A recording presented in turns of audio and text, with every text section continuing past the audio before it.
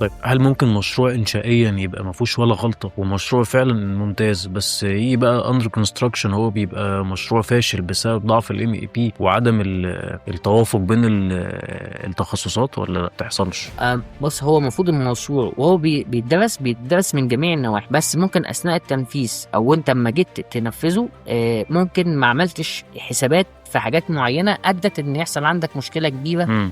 في أعمال MEP. يعني على سبيل المثال أنت مثلًا شغال ما عملتش حسابك وأنت شغال في أعمال MEP ما عملتش مثلًا حساب إن المكان ده فيه رطوبة عالية، مثلًا بتبني مشروع على مدينة ساحلية. إمم. المدينة الساحلية دي فيها رطوبة عالية، فأنت من ضمن أعمال الHVAC أو أعمال التكييف أنت بتتعامل مع الرطوبة العالية عشان ما تأثّرش على المنشأ أو المشروع من جوّه. فأنت لو ما عملتش في حسابك المعامل الجديد ده اللي إمم. اتضاف لك، فأنت بالتالي المشروع نفسه هتبقى الناس قاعدة في المنشأ مش مرتاح إن الرطوبة عالية.